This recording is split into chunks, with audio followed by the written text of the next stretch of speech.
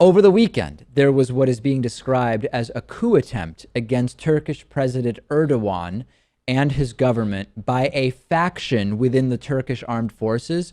But is it what it was originally reported to be? We actually still don't know. I mean, from the beginning, it was reported that only part of the military was involved in attempting to take power from Erdogan. At least 290 people have been killed during this incident. More than 1,000 people have been injured. Thousands have been since detained. And the big picture is that the coup is being described as unsuccessful. Mass arrests following the not successful completion of this coup attempt. Nearly 3,000 soldiers, nearly 3,000 judges arrested or detained.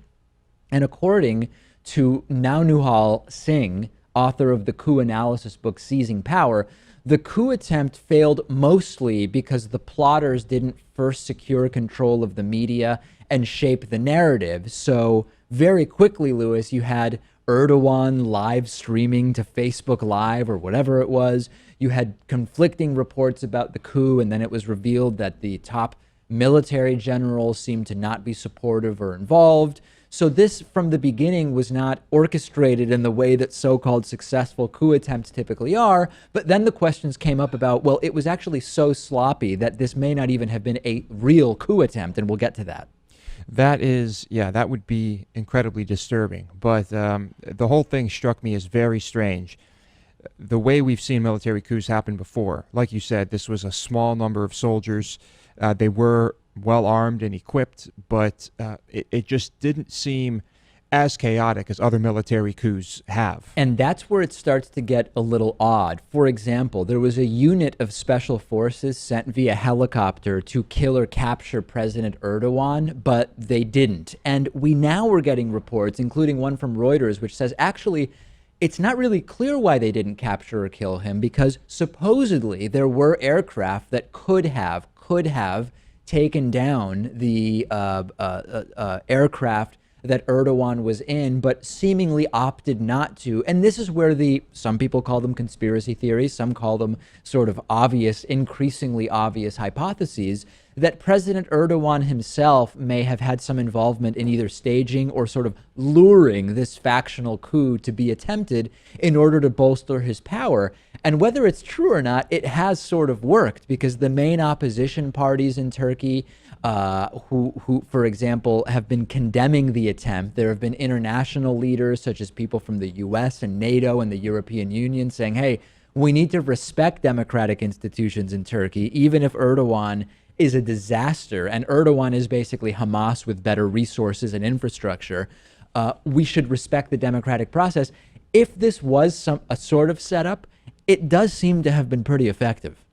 If, that's a big if. Yeah. Citizens took to the streets immediately and interfered with the coup. Right. And people that openly admitted that they were not pro-Erdogan, but Right. they were pro-democracy.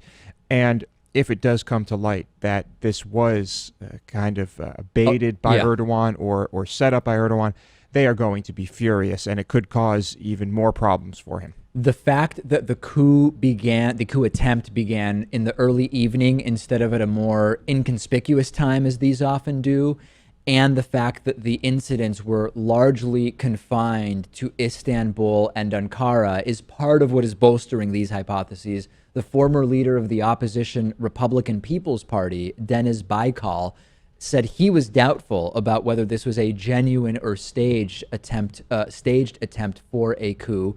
And then a number of social media users have been comparing the coup attempt to the Reichstag fire, which Adolf Hitler used as an excuse to suspend civil liberties and order mass arrest of his opponents. And remember, Erdogan, as he said, quote, is increasingly against the internet every day, and we know about all of the completely authoritarian, anti-free speech stuff that he has supported. What better pretext to further hamper those services and outlets than saying, hey, look at what happened here. Mm-hmm. The guy who hates the internet taking to Facebook Live during the coup to tell everyone what is going on. Yeah, it's you do find out who your enemies are in a situation like this. This is incredible for him. This is there's talk that he might change their execution laws because of this, and It's really just ended up being far worse because this coup was unsuccessful. Of course, it could have been a disaster if it was successful as well. And let's remember that most military coups don't lead to just a wonderful situation where everything is just absolutely great. Just Google list of coup attempts since 1990 and take a look at what's happened in most of the places where military coups have taken place. In the middle of all this, the U.S. government has prohibited all U.S.-based airlines from flying between the U.S. and Turkey. And of course, as we mentioned numerous times, Istanbul Airport truly becoming a hub to travel in both Europe and Asia, and direct flights on Turkish Air from so many U.S. cities. That is actually a really big deal. We're going to continue following it. We will see if we can ultimately get the truth. DavidPakman.com /Reddit, REDDIT, if you want to discuss this with us on our Reddit discussion forum.